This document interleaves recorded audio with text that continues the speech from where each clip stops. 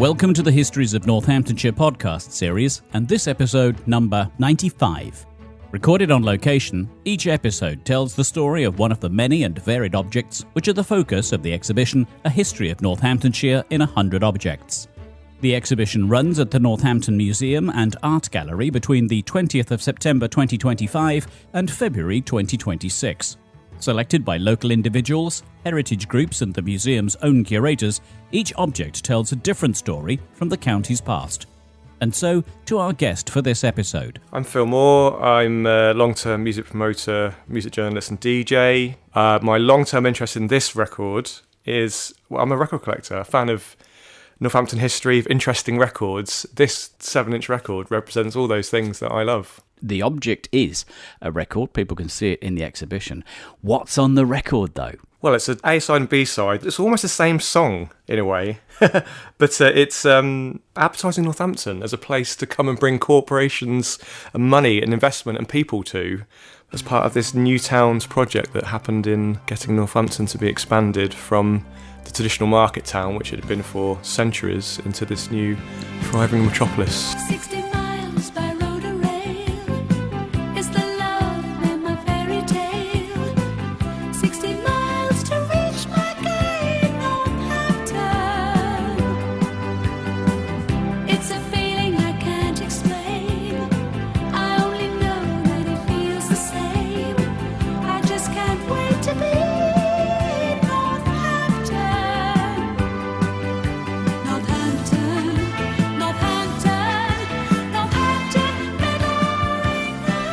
So advertising by music, we don't get that happening, do we? Well, we didn't at the time. It was quite novel. It was a new thing. But I mean, now jingles are so part of our daily lives in all sorts of ways that people like the Northampton Development Corporation could see the potential for getting this music out there to advertise the place. What is the message and what is the song? It's summed up quite well with the big blurb on the back of the single. Says, "A love affair with Northampton is a journey into space." That is so intriguing as a phrase, but it's the song is two songs.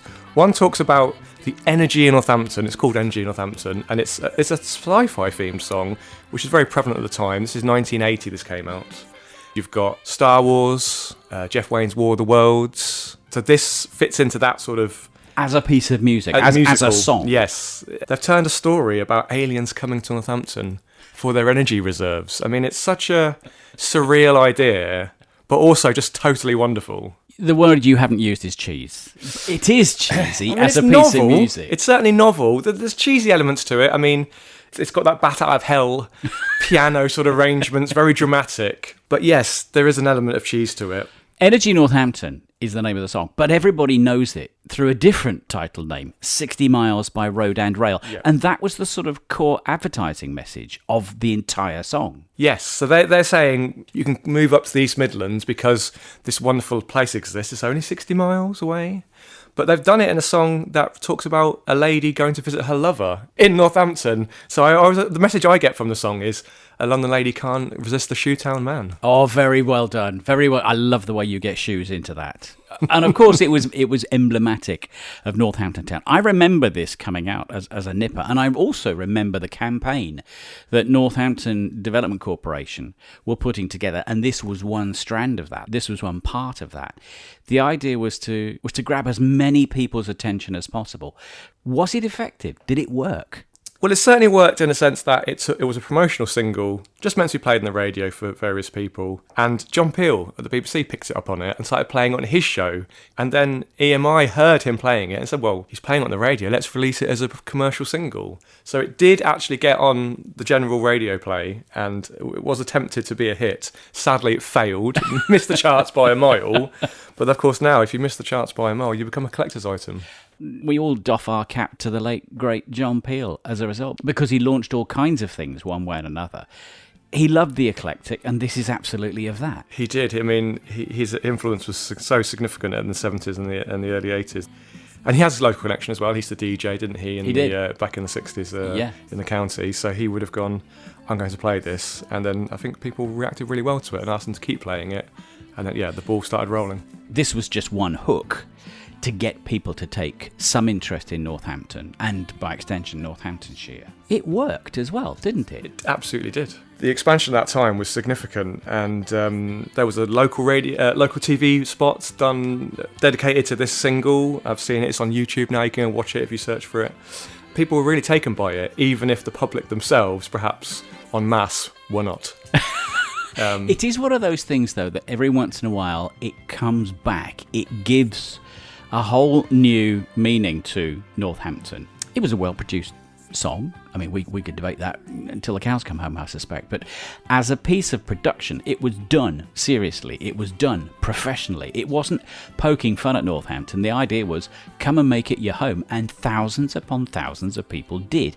So as part of an advertising campaign, it played its part. And it's now gone into the annals of history, maybe as an oddity, as a piece of music.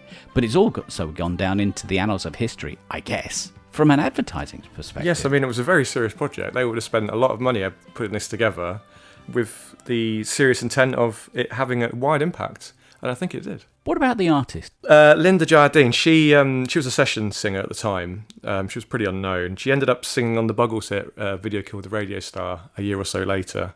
The guy that wrote the song, composed it, Rod Thompson, he had some background as a novelty songwriter. He did a song called Cruising with the Fonz in 1976. That puts that into a certain era too. Yes, that's clearly a Happy Days cash-in. Yeah. So they must have noticed his history doing that. And he would have been like a studio industry guy making things in the studio, and they just probably called him up and said, "You can do this, can't you?" And he said, yes, I can. The leading question is, you can do this and here's a bag of money. Yes. Please go and do it. Yeah. And the rest of it was done. Linda Jardine had an opportunity to become the lead vocalist. It's a song that is credited to her. It didn't go into the charts, but that wasn't really its intention. No. She has a wonderful voice. She just captures you. So if you're a businessman in a business suit in an office thinking about where you're going to expand your business, your industry into, she's got you there, hasn't she? She's got your attention. I believe at one stage Northampton was the fastest expanding town in Europe, off the back of Northampton Development Corporation. So putting Northampton Development Corporation together was a good thing to do in terms of expanding, as you quite rightly say, a little tiny market town.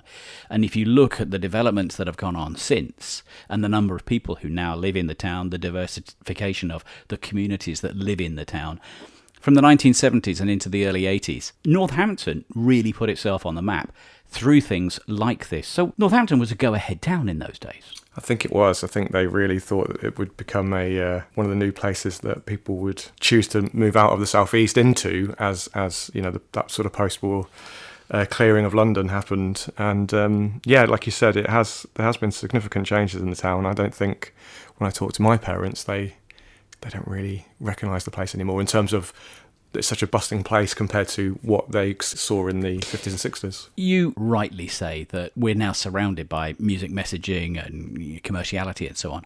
Could something like that work again for Northampton and for Northamptonshire, or was that the right thing at the right time just once? Yeah, times have changed, cultural interests have changed. I don't imagine you could put this out now without having quite widespread derision. Not because the song's not good, but because the cheese factor would become overwhelming, wouldn't it? The cheese level would be quite significant, and we know how things spread on the internet. So, as a musician, as a DJ, do you have a reaction to that emotionally? Would you ever play that in any of your gigs? No, I don't think I'd play it in a DJ set, but I certainly have played it to people, and they do show interest in it. And I do have a strange pride in the song because it is so well done in many ways, and it's just the bizarre nature of it. The way this aliens come to Northampton. I mean, it's not an everyday occurrence, As far as we know. I was born in Northampton town, were you? I was. Right, so we have a stakeholder interest in the town. This is promoting the town, therefore we have a stakeholder interest in the music. Why should the song, in the form of this record, why should it be in the exhibition? What does it say about Northampton, perhaps from a certain era and into the present day? I think it shows how much the town has changed and grown as a place of interest beyond the Midlands, really. I see it as part of that move to being the big town as opposed to, the little town that my parents' generation recognised the place as. And now I meet people in Northampton who say, I'm from Australia, I'm from South America, And this would blow my parents' minds. Growing up here in the 1960s, before the massive expansion of the town. It didn't make it in the charts. That doesn't matter. It made it where it needed to make it. It got Northampton's name known, and in that, it achieved in spadefuls. It did fantastically well. There's only one thing to do now, and that is to finish off this particular chapter of the podcast series by playing a little bit more of it. Fabulous to have you on the podcast series. Thanks for coming in and talking about it. Thank you, my pleasure.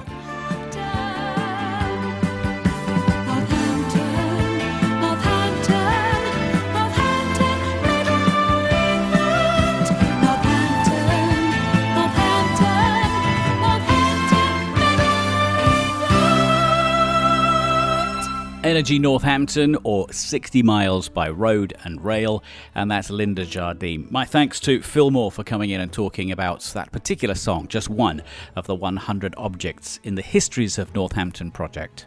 Thank you for listening to this Histories of Northamptonshire podcast. If you would like to find out more about the objects or listen to other episodes in the series, go to www.northamptonmuseums.com. Alternatively, you can visit the Northampton Museum and Art Gallery, where you can see the A History of Northamptonshire in 100 Objects exhibition for yourself. The Histories of Northamptonshire project is funded by Arts Council England as part of the National Portfolio Programme.